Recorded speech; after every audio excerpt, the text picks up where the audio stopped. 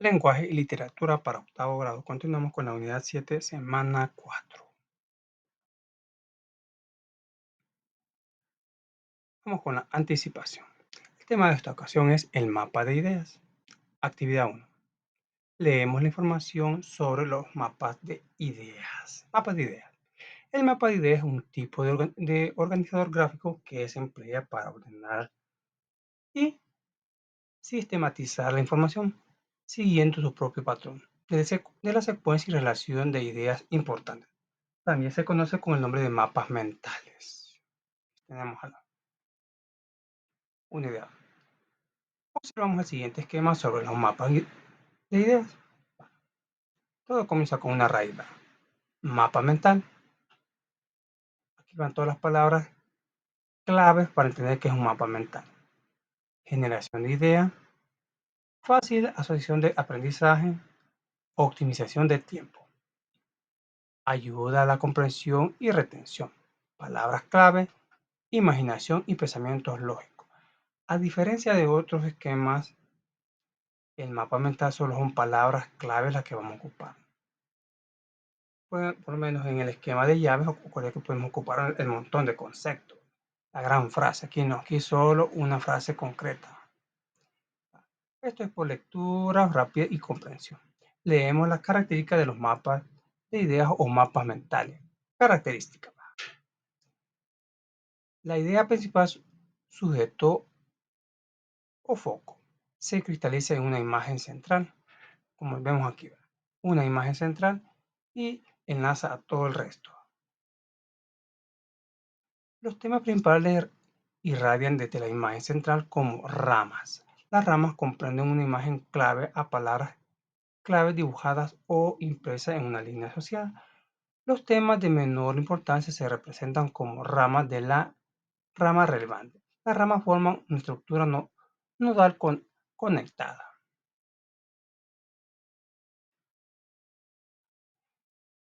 Resolvemos las siguientes preguntas en el cuaderno. Contar 1, 2 y 3 contestamos. ¿Qué uso puede darse al mapa de ideas o mental? Comprender un tema, conceptos e ideas. Analizar un problema, sus partes y raíces. Buscar posibles soluciones a una situación específica. Eso es lo que nos puede ayudar un mapa de ideas. ¿Qué ventajas tiene usar este tipo de organización gráfico? Aumenta la capacidad de análisis. Jerarquiza quizá información de la más valiosa a la más simple. Ayuda a evidenciar los conceptos clave. Favorecimiento del desarrollo óptimo del conocimiento. ¿Cuáles son las ventajas de usar este tipo de organizador? Grandes fragmentos de... Aquí son las desventajas, en que no ayuda. En la anterior era las ventajas, hoy vamos con las desventajas. Grandes fragmentos de texto harán que el mapa se vea desordenado, así como también aquí en la desventaja. Puede ser difícil de manejar con grandes volúmenes de información. Se imagina todo un libro, resumirlo en un mapa de esto está difícil. Limita un texto a palabras claves. Como les dije, aquí solo vamos a ocupar palabras claves, no vamos a ocupar las grandes frases como un esquema de llave. Continuamos. Aquí leemos la información sobre algunos sitios para crear mapas de ideas. Aquí tenemos el Mini Waves, Minidomo, Google, Google. Bueno, bueno, en estos, bueno, por lo menos Google y MiniWay creo que son plataformas pagadas donde podemos formar mapas mentales. En el caso de Mindomo, ahí sí podemos entrar solo usando nuestra cuenta de Google o nuestro Facebook podemos crear nuestra cuenta. Lo único que casi da lo mismo como crearlo, porque en el caso de este tenía que digitar cada frase que yo voy sintetizando para ponerla. O sea que no hay, según yo íbamos a agregar el texto y este me iba a ordenar las ideas principales, pero no. Así que cuando yo les cree el mapa no vamos a ocupar ninguna plataforma, aunque nos está pidiendo la actividad que ocupemos estas plataformas y lo presentemos según nos haya, se nos haya formado. Ponemos en práctica nuestra habilidad para organizar y sistematizar información. Para ello leemos el siguiente texto sobre el cual trabajaremos en un mapa mental. Como les, como les iba diciendo, esto lo podemos digitar en Google, pero el Mindomo es el único gratis y todos piden crear una cuenta y son pagadas. ¿Va? Dice que los primeros días son gratis. El que lo quiere hacer, con gusto lo puede hacer. Ponemos en práctica nuestra habilidad para organizar y sistematizar la información. Para ello leemos el siguiente texto sobre el que trabaje en un mapa mental. Leámoslo y luego vamos a sacar las ideas principales. Adición a las redes sociales, causa y síntomas principales. Un estudio realizado por Chicago Bull School o BUSI señalaba hace ya 5 años que Facebook, Twitter y otras redes sociales tienen una capacidad de adicción mayor que la del tabaco o el alcohol, porque, entre otras cosas, acceder a ellas es sencillo y gratuito. Además, si el mismo padre del Patpot von Steenhoek no dejaba que sus hijos intimaran demasiado con las tecnologías, les limitaba el tiempo de uso, y que probablemente algún intuía acerca de cómo afectan las redes sociales a los jóvenes. Sigamos leyendo. Todo esto vamos a tener que resumir en un mapa mental. Lo cierto es que, a juicio de muchos expertos, el uso de las redes sociales, aplicaciones de mensajería instantánea incluidas, puede generar serias adicciones con sus consiguientes consecuencias: ansiedad, depresión, irritabilidad, aislamiento, alejamiento de la vida real y de las relaciones familiares, pérdida de control, etc. Pero, ¿qué entendemos realmente por adicción? Una adicción es una dependencia de sustancias o actividades nocivas para la salud o el equilibrio psíquico. Entre esas actividades está, por ejemplo, el uso de videojuegos, catalogado ya como enfermedad por la Organización Mundial de la Salud, OMS. Causas y perfil de las personas adictas a las redes sociales. Vamos a identificarlas.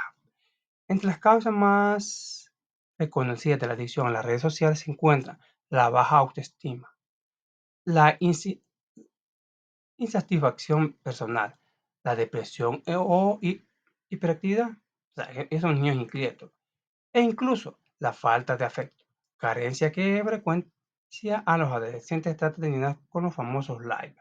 De hecho, muchos jóvenes los buscan casi compulsivamente para experimentar una intensa, pero siempre breve sensación de satisfacción que, sin embargo, puede ser contraproducente al hacerlo dependiente a la larga de la opinión de los demás. Aquellos que no viven de la... Si no están a gusto, si no les dan un like a sus comentarios o les den una opinión. El perfil mayoritario de la adicción es el de un joven de entre 16 y 24 años. ¿Quiénes son los más adictos? Los 16 y de 24 años. Los adolescentes son, bueno, no es discriminar, porque yo he visto adultos que sí son muy adictos también. Los adolescentes son los que tienen mayor riesgo, mayor, pero no es que sean los únicos, de caer en la adicción, según los expertos, por tres motivos fundamentales: su tendencia a la impulsividad, a la necesidad de tener una influencia social amplia y expansión, y al final la necesidad de realizar la identidad del grupo. Ah, síntomas de la dependencia de las redes sociales. Veamos, esto es lo más crítico. ¿Qué determina la adicción? Estos son los tics más habituales. Nerviosismo cuando se tiene acceso a la internet. No se tiene, cuando no hay wifi o se acaban los datos. ¿Se acuerdan aquel chiste de Patricio Fernández? Se murió, se murió. ¿Quién se murió? Mi celular. Nerviosismo cuando no se tiene acceso a internet o a las redes sociales, no funciona. Bueno, a veces se le va, se cae en la red, ¿verdad? Un gran caos que hay. Consulta las redes sociales nada más, levante y antes de acostarse. Otro síntoma es cuando la gente consulta sus redes antes de, nada más a levantarse y antes de acostarse. Antes de dormirse y levantarse también, que les han escrito. Sentirse inquieto si no tiene el smartphone a la mano. O sea, si no tiene el celular, no están a gusto. Caminar utilizando las redes sociales. Eso es muy peligroso. Sentirse mal si no reciben like o retweet o visualizaciones. Bueno, sí, también. Bueno, ya he pasado un poquito de eso, ¿va? Pero más me preocupa esto, más que esto. Esto para mí vale más esto que esto. Usa las redes sociales mientras se conduce. Eso está penado por ley y dice un oficial que instantáneamente se merece una esquela por ir conduciendo y viendo sus redes sociales. Preferir la comunicación con amigos y familiares a través de las redes sociales que cara a cara.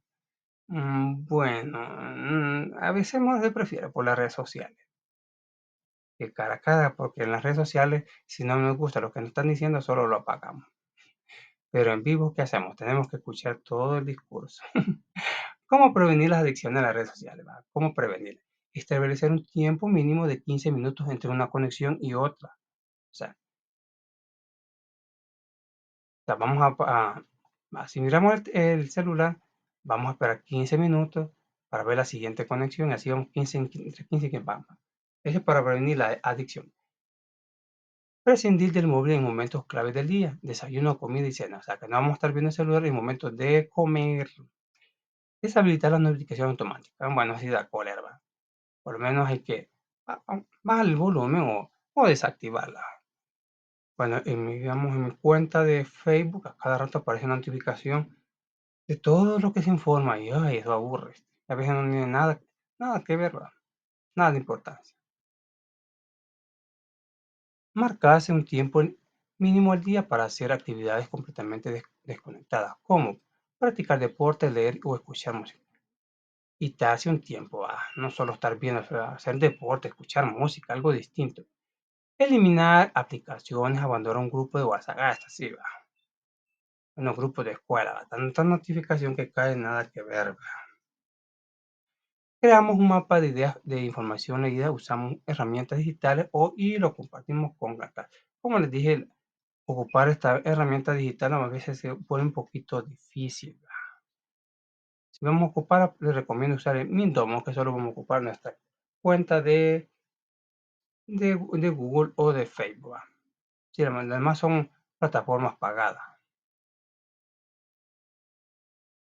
Así que, como dice la actividad, vamos a hacer un, un mapa de ideas. Bueno, yo lo creé a mi manera, aunque pueden ocupar Indomo y se lo puede definir. La palabra clave por aquí, redes sociales. La primera idea que encontramos aquí, capacidad de adicción, porque acceder es sencillo y gratuito. Va. Otra palabra clave, el uso general. Las palabras clave son, el uso genera ansiedad, depresión, irritabilidad, aislamiento, alejamiento de la vida real y relaciones familiares, ¿va? Y se alarga un poquito más el esquema de idea. Pérdida de control, adicción dependentista de videojuegos, una enfermedad. Otra idea que encontramos aquí esta idea se divide en dos. Causa más reconocida de la adicción, perfil mayoritario, dice. Joven, jóvenes de entre 16 y 24 años. O sea, ¿quiénes son los más adictos? Los jóvenes entre 16 y 24, no es que solamente ella, van todos, sea de adultos, de ancianitos, ahí los veo ahí en Facebook escribiendo a medianoche. Otra causa más reconocida de la adicción, la baja autoestima, la insatisfacción personal, la depresión, hiperactividad, la falta de afecto, dependiente de la opinión. Otra idea que encontramos que determina la adicción, nerviosismo, consulta frecuente del celular, inquieto, caminar viendo el celular, aún en el baño, le aparecen casetas telefónicas, sentirse mal cuando no le dan like, usar el cel al manejar eso, determina una adicción. Socializa solo por las redes, ¿verdad? En vivo no quiere nada. ¿Cómo prevenir la adicción? Otra idea. Establecer 15 minutos entre conexiones. no ocupar durante las comidas, eliminar notificaciones, callarlas, bajar el volumen y no usar el reloj, porque el reloj es una excusa para estarla viendo, apagarlo al hacer actividades, inhabilitar algunas aplicaciones, las que no necesite. Aquí tenemos una idea del mapa conceptual, perdón, un mapa mental. Solo vamos a ocupar palabras clave. Aquí tenemos, luego revisamos demás por si quieren hacer captura de pantalla.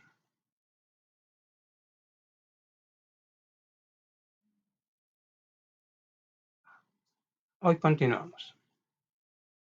Ahora vamos con una referencia bibliográfica. Siguiente tema. Actividad 3. Leemos la información. ¿Qué es, ¿Qué es un referencial? Referenciar o citar es indicar de dónde se retomó la información que se le presenta al lector. Por ello es necesario hacer referencia a libros como con normas APA. Por lo general basta solo revisar las primeras páginas del libro donde se encontrará la información necesaria para hacer la cita. La información que se debe recolectar para hacer la cita es la siguiente. Bueno, por lo menos esta referencia bibliográfica la vamos a encontrar en una biblioteca. En esa ficha vamos a encontrar el autor, año de publicación, el título del libro, ciudad y país, editorial. Aunque para mí lo mejor sería comenzar por el título del libro, porque lo que buscamos es el libro. Analizamos la estructura de una referencia del libro. Tiene CELA, CJ, 2001, La Colmena Madrid, Castalia. CELA es la autora. El año del 2001. La Colmena es el título. Madrid es la ciudad. Castalia es la editorial. Bueno, este es el caso cuando tomamos un libro. Pero ¿qué hay cuando encontramos datos electrónicos? Tenemos Sánchez A. 2013. Aprender a contestar según el cómputo de Rebano Mauro. Educación del siglo XXI, página 16. De la 39. Bueno, eso no es mucho. 39 y 62. Estos son los volúmenes. ¿Cuántos volúmenes tiene? 39 a 62. De la dirección es https cut li kg4a. Es la página donde pueden encontrar ese libro. Este es el autor, este es el año, este es el título. Hasta aquí termina el título. Aquí en las páginas, van los volúmenes, cuántos volúmenes tiene. Recuerde que en la web los libros son bien extensos. Aquí tenemos la URL donde podemos encontrar este libro. Converso sobre la importancia y la finalidad de seleccionar cualquier fuente bibliográfica. ¿Cuál es la importancia y la finalidad? De que nos da una idea para encontrar un libro cuando necesitamos una información en el momento de una investigación. Acuérdense que cuando vamos a hacer una investigación necesitamos la mayor cantidad de libros posible. Me recuerdo cuando me tocó hacer un álbum de anatomía. Necesitaba hacer el esqueleto, necesitaba hacer los músculos. Para hacer todo ese volumen tuve que ocupar un montón de revistas, porque no todas las revistas tenían información adecuada. A veces información general, y a mí me están pidiendo información específica. Así que compré un montón de libros. Menos mal que en el centro se encontraban baratos. Selecciono un libro del aula de clase y escribo su referencia. Bueno, entre los libros que le mencioné, aquí me encontré uno. El autor se llama Forbes del año 2006. El título es El clima. El país es Perú. Bueno, la editorial central es National Geographic Society, pero se encargó de distribuirlo en país en la versión en español. Editorial es El Comercio. O sea, él es el autor, pero El Comercio citó a otra persona. Bueno, aquí tenemos la información. Tenemos el clima. El autor oficial es Scott Forbes, pero para la editorial Comercio hubo un traductor, Francisco Martínez, pero eso no tiene nada que ver. Y esta es una edición especial para Planeta de Agostini. Llenamos y tenemos los datos de dónde lo sacamos. Esto lo encontramos en la contraportada estaba, o carátula. Continuamos. Actividad 4. Leemos el siguiente fragmento de una investigación. Bueno, lo vamos a leer, pero de aquí no vamos a hacer no vamos a sacar ningún trabajo, porque abajo está lo que vamos a hacer. Va. Crónicas de frontera, la música popular y la construcción de de la identidad salvadoreña migrante. Muchos lo han dicho, en América Latina somos hijos de los relatos que nos han nombrado. Y hace ya varios años que Baba 2002 nos recordó que la identidad se construye desde la narración.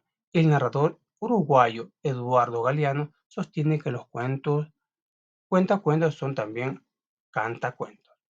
En los últimos años, la globalización ha impulsado, entre otras cosas, la difusión de las músicas locales dentro de la gran industria mundial de la música.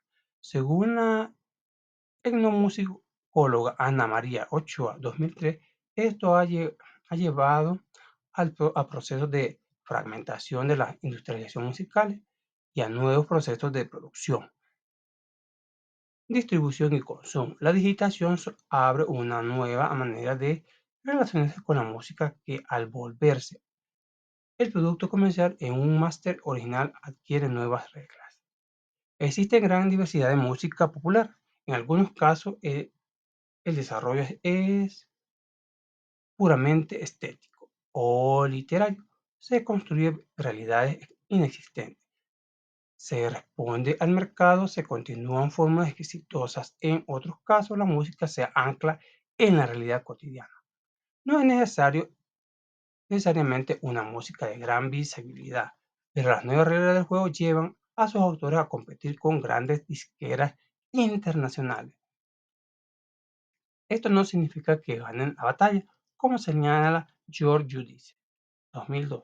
Las industrias culturales locales no globalizadas apenas sobreviven con mercados reducidos e inclusive sucumben debido a las arduas condiciones de distribución. Esta música trabaja con la emotividad de la que muchas veces el discurso moderno no despoja. Sí, como sostiene el colombiano Omar Rincón, 2006. Bueno, 17. La comunicación es un valor de la época. En esta época multiplica, de multiplicación de narrativa. La música se apropia de las memorias colectivas y es utilizada para contar las nuevas historias de nuestra sociedad. Por Amparo Parduzzi y Roxana Marcel. Dice, leemos los datos biográficos del texto y resolvemos el literal. Dice aquí tenemos los datos. ISMO, revista virtual de estudios literarios y culturales centroamericanos. Título de la música con Crónica, año 2007. Autora Roxana Martel y Amparo Marroquín.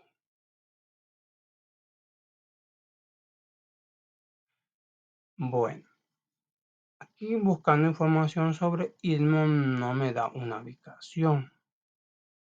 Podemos poner que viene del país de México, aunque dice que tuvo sus sedes en Nicaragua.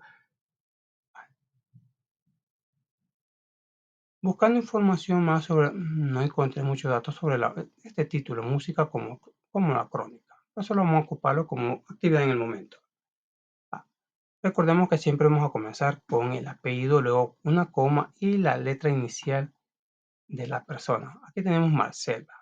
O también podemos colocar el nombre si queremos, pero en este espacio no va a caber. Martel, Roxana y Marroquín, Amparo. El año 2007. El título es La música como crónica y la editorial es Inmo Revista Virtual. No vamos a colocar todo el título. Como dije, el país, como dice aquí, sugiere que coloquemos el país, pero bueno, la página donde encontré Istmo decía México. Si gusta podemos colocar México. Después donde dice la música crónica podemos poner México. Ahora vamos con otro tema. La variación lingüística. Actividad 5. Leo la información del cuadro resumen. Variación lingüística. Se define como el conjunto de rasgos diferencial en relación con la lengua estándar que se utiliza en usuarios o un grupo de usuarios de una lengua, según una situación social y cultura en el momento histórico, el lugar que se encuentra la situación comunicativa va en la que se vea inmerso. La variación lingüística es, digamos, la evolución de las palabras. ¿Va? Como acuerden que o las personas le dan un cambio o la misma Real Academia Española les da los cambios, ¿va? Como mencionaba en otra clase, el uso de la H. Allá por el año de 1990, esta referencia la puede encontrar en una Biblia Reina Valera. ¿Va? Ahí dice que en el año 1900 la Real Academia Española eliminó el uso de la H. ¿Va? Por lo menos sí. La palabra sí, antiguamente decía chi. Digamos, la palabra chalón, ¿cómo sería modernamente? Sería salón, que significa paz. ¿Va? Continuando. Variaciones históricas o diacrónicas. Conjunto de rasgos lingüísticos característicos de una determinada época. Por ejemplo, el arcaísmo a- apiar en lugar de bajar. Bueno, apiate vos, en otras palabras quiere decirle bajate. Vamos, ¿qué más encontramos aquí? La versión histórica y diacrónica, conjunto de... Bueno, a esto que nos conlleva variación sociocultural y diastráctica. Un conjunto de rasgos determinados por diferentes factores relacionado con la estratificación social, lengua culta o vulgar, lenguaje de los jóvenes. La versión sociocultural da referencia, digamos, al idioma que ocupan los jóvenes según el estatus social. Una persona, digamos, de la alta sociedad no habla que lo mismo que una de la baja sociedad o de lo más bajo de la sociedad. Va. Variación geográfica o diactópica. Conjunto de rasgos característicos de los individuos de una determinada zona geográfica. Dialectos, hablas locales son objeto de estudio de la dialéctica. Bueno, por lo menos aquí en El Salvador. Así como se habla en San Salvador, posiblemente no se hable igual en San Miguel. Las mismas palabras que ocupan en San Vicente no las mismas que se ocupan en La Libertad. Esto es una variación estilística de diafásica. Conjunto de rasgos que un mismo hablante emplea según la situación concreta en la que se encuentra. Son los diferentes registros formales o coloquiales. Por Ramón Cerda y otros. Converso con la clase a partir de las preguntas.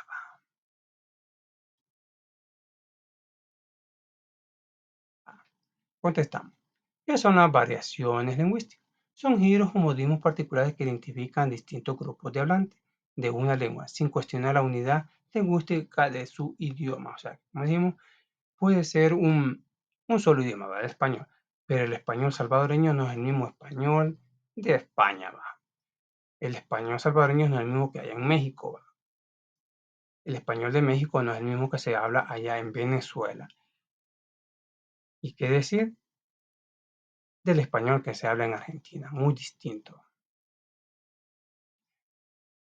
¿Qué influye en las variaciones geográficas o diatópicas? ¿Qué influye en esas variaciones geográficas? La cultura central indígena que ocupó esa región, ¿va? Por lo menos recordemos que en El Salvador, ¿quién estaban? Estaban los pipiles, ¿va? Pero quienes estaban presentes allá digamos, en México estaban los mayas, estaban los aztecas, quienes influían bastante allá ¿cómo se llama? Allá en Perú, los incas, ¿va? Como no va a haber una variación, ¿va? O sea que, ¿qué influye en las variaciones geográficas? La cultura central indígena que ocupó esa región, ¿va? Por lo menos estaba viendo un programa que dicen que el náhuatl que hablamos en El Salvador no es el mismo el náhuatl que se habla en México. Imagínense que bastantes cosas influyen. ¿A qué se le llama variación histórica o diacrónica? A la disciplina lingüística que estudia el cambio de las lenguas con el tiempo y el proceso de cambio lingüístico. Con que esta relaciona la variación sociocultural según el estatus social y la edad de los individuos. O sea que va, tenemos un estatus social, ¿va? Pero el jovencito no habla lo mismo que un adulto. El dialecto de los jóvenes varía con el de los adultos. No hablan lo mismo.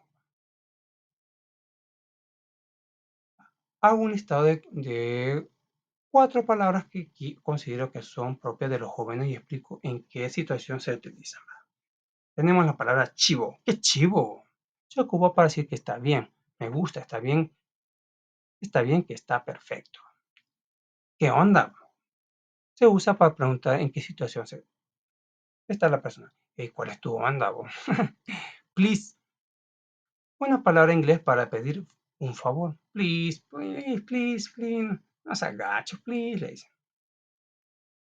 Chota. Esta palabra se usa para referirse a un policía. Hey, viene bueno, que también se ocupa la otra palabra cuili, ve. Los cuilis o los chotas. Y dice que viene la policía. Va, continúa. Dice, actividad C. Leemos los ejemplos y reconocemos la variación lingüística que está presente. Mira, cipote, tráeme esa paila. Tipo de variación. Mira, muchacho, tráeme ese sartén. Paila es un sartén. Aunque también paila le decían a unos, a unos tazoncitos con un platito donde nos servían el té. Servirme el té en una paila, decían. Y en este caso está diciendo, se están refiriendo a un sartén no muy hondo. Explicación. Se está pidiendo al muchacho traer un sartén. ¿Quieres que te preste mis libros? Sí. Aquí tenemos la palabra sí. Tipo de variación, sí. Ante la pregunta se le contesta que sí. Esta pintura quedó fea. Uy, qué caliche más feo. Feo. Esta pintura quedó fea. Tipo de variación, esta pintura quedó fea. Explicación. Informa que no le gusta cómo quedó el pintado, diciendo que quedó fea. Horrible, espantosa. Contestó, bueno, esta palabra es algo complicada. Contestóle que no lo necesitaba. Como que quiere decir contestarle que no lo necesitaba. Así entendí yo, pero no. Tipo de acción, contestó que no lo necesitaba. Explicación. Ante una pregunta, contestó que no lo necesitaba. Contestóle. Vale, vale. Siguiente actividad. Redactamos en el cuaderno 2 situaciones comunicativas sobre el mismo tema, una con lengua coloquial y otra con lenguaje estándar o formal. Al final la compartimos. No vamos a hacer 2, vamos a hacer 4. Lenguaje coloquial. Mis chancletas son color verde. Lenguaje formal. Mis chinas son color verde. O sandalias.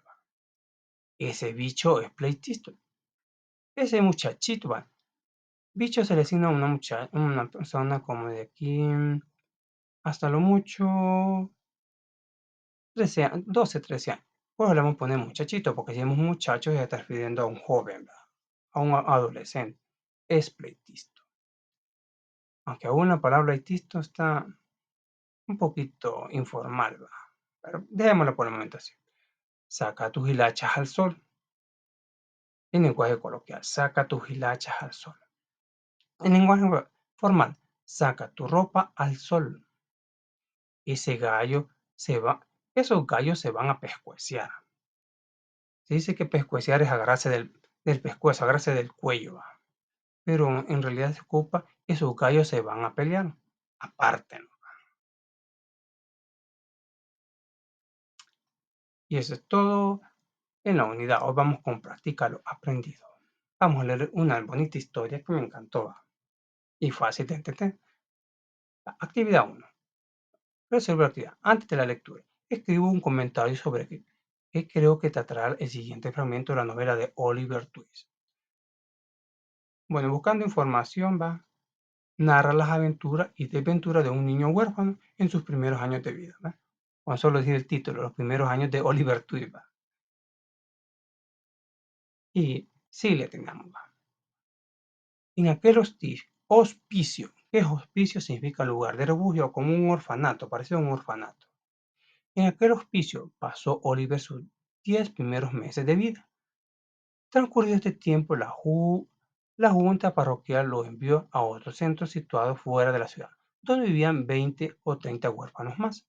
Los pobrecillos estaban sometidos a la crueldad de la señora Mann, una mujer cuya avaricia la llevaba a apropiarse del dinero que la parroquia destinaba a cada niño para su manutención. Este es como una denuncia ya. Al final nos van a hacer esa pregunta. Esta es una denuncia de unas instituciones de caridad que dicen que piden fondos para darle comer a los niños huérfanos, a las mujeres viudas, a todos los ancianitos y no lo hacen. Dice, gran choga, beneficio de casa de la Madre Teresa, no sé qué, y al final no lo hacen. Por cierto, muchas denuncias salían en el colatino, qué pasaba con esos fondos de esas grandes instituciones que sea beneficio de los niños con cáncer. Y al final se decía la denuncia en el colatino que no se les daba nada. Va,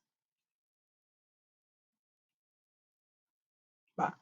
Una mujer cuya avaricia la llevaba a apropiarse del dinero de la parroquia, destinada a cada niño para su manutención, de modo que aquellas indefensas criaturas pasaban mucha hambre y la mayoría enfermaba de la privación y el frío. Ya vieron que esto es como una denuncia. El día de su noveno cumpleaños, Oliver se encontraba encerrado en las carboneras con otros dos compañeros. Bueno, aquí también una denuncia a los derechos del niño. Los tres habían sido castigados por haber cometido el imperdonable pecado de decir que tenían hambre. Eso no es pecado, pedir hambre. Van a hacer la pregunta. El señor Bumblime, celador de la parroquia, se presentó de forma imprevista, de hecho que sobresaltó a la señora Mann. ¿Quién es la señora Mann aquí? La señora Mamba.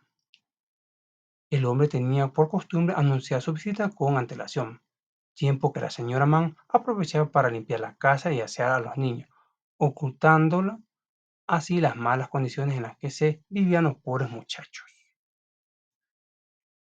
¡Dios mío! ¿Es usted, señor Buble? Exclamó horrorizada la señora Mann, y, dirigiéndose en voz baja a la criada, ordenó: Susan, sube a esos tres mocosos a la carbonera y lávalos inmediatamente. Vengo a llevarme a Oliver Twist, dijo el celador. Hoy cumple 9 años y ya es mayor para permanecer aquí.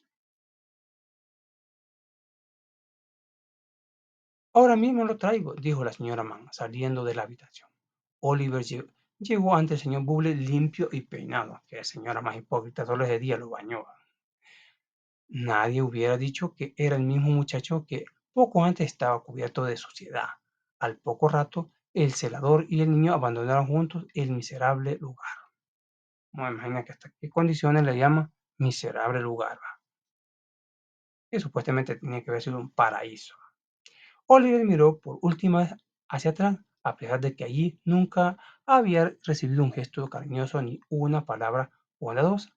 Una fuente congoja se apoderó de él. Cuando volveré a ver a los únicos amigos que he tenido nunca. A pesar de los maltratos que vivía en el lugar, sus amigos los quería bastante. Se preguntó y por primera vez en su vida sintió el niño la sensación de su soledad. Nada más llegar al nuevo hospicio, otro refugio, Oliver fue llevado ante la junta parroquial y allí el señor Linky, que era director, se dirigió a él. Es que este Oliver era tremendo también. ¿Cómo te llamas, muchacho? Oliver, asustado, no contestó. De repente sintió un fuerte pescozón, imagínate. De un maltrato pasa a otro. Era un pescozón, dijimos, un golpe. Un pescozón que, por cierto, es dado en el cuello o en la cabeza, dice, que le hizo echarse a llorar. Había sido el celador que encontraba detrás de él. Este chico es tonto, dijo el señor Chaleco Blanco. Chis, ordenó primero y dirigiéndose a Oliver dijo, hasta ahora la parroquia te ha criado y mantenido, ¿verdad? Bien, pues ya es hora que hagas algo útil. Estás aquí para aprender un oficio, ¿eh? ¿Entendido? Sí, sí, señor, contestó Oliver entre sollozos. Bueno, creo que si no, aunque no va a aparecer en el texto, pero según buscando datos dice que Oliver huyó de ese lugar. Pero, por el momento leamos lo que está pasando ahí.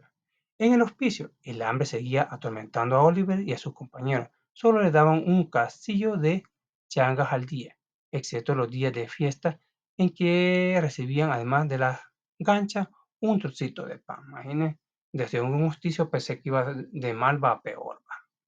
Al cabo de 3 meses, los chicos decidieron comerse la cometer, va, no, no comerse. Los chicos decidieron cometer la osadía de pedir más comida y, tras echarlos a la suerte, le tocó a Oliver hacerlo. Aquella noche, después de cenar, Oliver se levantó de la mesa bueno, se acercó al director y dijo: "Por favor, señor, quiero un poco más". "¿Qué?", preguntó el señor Lincoln, muy enfadado. "Por favor, señor, quiero un poco más", repitió el muchacho. El chico fue encerrado durante una semana en un cuarto frío y oscuro. Ahí pasó los días y la noche llorando amargamente. Solo se le permitía salir para ser azotado en el comedor delante de todos sus compañeros. Oh, chica. O sea que de mal sí que iba a peor. El caso del insolente muchacho fue llevado a la junta parroquial. Esta ha sido poner un cartel en... Oigan la grosería que le hicieron al pobre Oliver. Ah, Veamos la frase de nuevo. El caso del insolente muchacho fue llevado a la junta parroquial. Esta decidió poner un cartel en la puerta del hospicio, ofreciendo 5 libras a quien aceptara hacerse de cargo de Oliver. O sea, que ya no lo querían como que en el hospicio, dice, por Charles Dickens. Después de la lectura, vamos a ver. ¿Por qué les decía que les hacía falta la comida en el hospicio? Explicó. Bueno, por lo menos en el primero dice, porque la encargada de comprarla, la señora Mann, se robaba el dinero destinado para dar de comer a los huérfanos. La acción de pedir comida que hizo Oliver es una falta grave, explico. No, no es grave, pues es una necesidad fisiológica de todo ser vivo, hasta las plantas, las hormigas, todos quieren comer, así que como si hasta los animales piden comida, como no va a pedir un niño que tiene conocimiento. Se violentan los derechos de la niñez en el cuento, explico. Sí, porque no les dan de comer y no se les cuida bien. Y también hay bastante maltrato. ¿Qué críticas hace a la sociedad el fragmento leído? Que hay instituciones hipócritas que dicen ayudar y no lo hacen. Eso hasta la fecha todavía existe un montón. ¿Va? Explico cuáles son las características del realismo que presenta el fragmento. Es evidencia a los lugares donde se cuidan niños, informando del maltrato que viven estos. Tanto en Hogar 1 y en Hogar 2, Oliver le fue muy mal. Bueno, pero como les dije, Oliver huyó de ese lugar, se fue para otro. Así que no quedemos con ya que qué pasó. A él, al crecer más, se huyó. Es lo mejor que pudo haber hecho. Bueno, eso ha sido todo. Muchas gracias por su atención. Nos vemos hasta la próxima. Muchas bendiciones.